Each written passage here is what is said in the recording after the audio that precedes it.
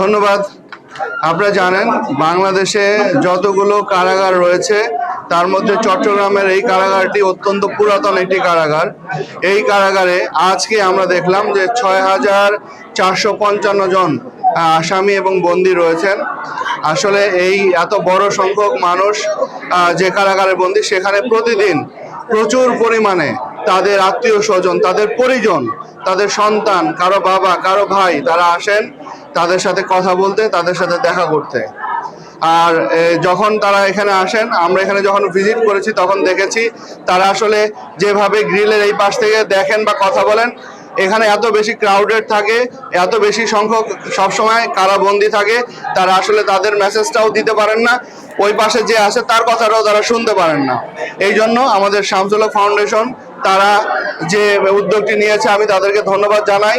এবং আজকে এখানে আপনারা দেখতে পেলেন যে এখানে প্রায় 32টি বুথ ও দুই পাশে মিলে 16টি করে করা হয়েছে, এবং এই পাশে দাঁড়িয়ে কথা বলছে এবং অন্য পাশে যে বন্দী আছেন সে কথা শুনছেন এবং তার সাথে তারা কথা বিনিময় করতে পারছেন।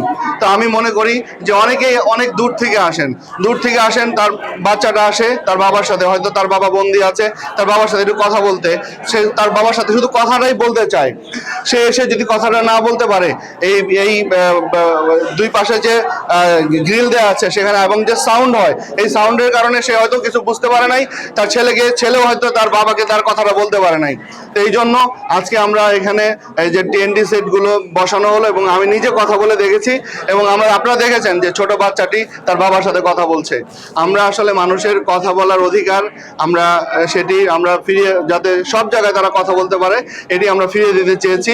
আমরা প্রত্যাশা করেছি যে আসামি, আমরা একটা মানবিক বাংলাদেশ গড়তে চাই, সে যেই হোক, আমরা তার অপরাধের বিচার আইন করবে, সেটা তার বিচারের জায়গায় বিচার করবে, কিন্তু এখানে যখন কারাগারে থাকবে তখন আমরা আমাদের যতটুকু সম্ভব তাদের প্রতি মানবিক হওয়া, বিশেষ করে অপরাধী তো সে ভিতরে আছে, কিন্তু তার পরিবারের যারা সদস্য আছে তারা তো অপরাধী নয়, তাদের প্রতি আমরা যতটুকু পারি আমরা সকলেই মানবিক হওয়ার চেষ্টা করেছি।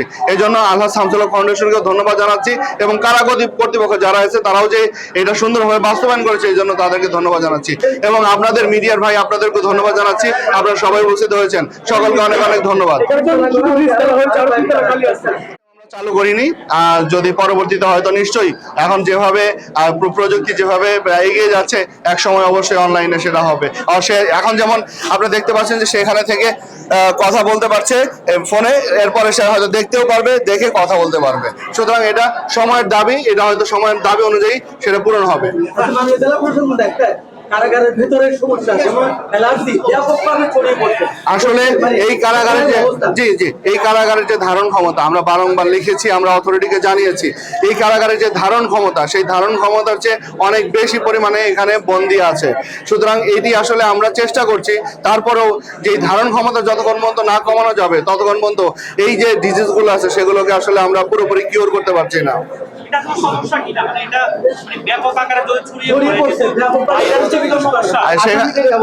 সেখানে আমরা হেলথ ডিপার্টমেন্টকে বলেছি, তারা কিন্তু তাদের ট্রিটমেন্ট দিচ্ছে। আমরা চেষ্টা করছি তাদেরকে কিভাবে যতটুকু সম্ভব সুস্থ রাখা যায়।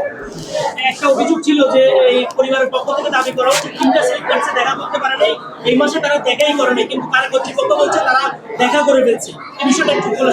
আমার কাছে এই ধরনের কোনো অভিযোগ আসে নাই, যদি আমার কাছে অবশ্যই জানায় আমরা অবশ্যই সেটা ব্যবস্থা নেব।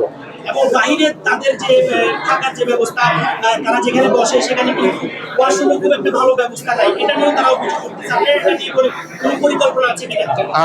আসলে আমরা শুধু এখানকার ওয়াশরুম নয়, আরো বেশ কিছু আমরা চিন্তা করছি যে যেখানে পাবলিক প্লেস আছে সেখানে এই ওয়াশরুমগুলোকে একটু মানসম্মত করার আমরা সেগুলো উদ্যোগ গ্রহণ করছি।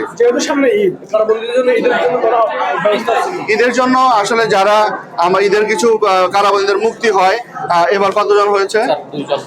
এবারও দুজনের হবে। আমরা সেভাবে চিঠি লিখেছি। এছাড়া কিন্তু প্রত্যেকবারই আপনারা জানেন যে ঈদের সময় তাদের জন্য একটা স্পেশাল খাবারের ব্যবস্থা থাকে, এবং আমরাও তাদের সাথে আসি, দেখা করি। আমাদের এই কাজগুলো নর্মালি চলতে থাকে। ধন্যবাদ। ঠিক আছে।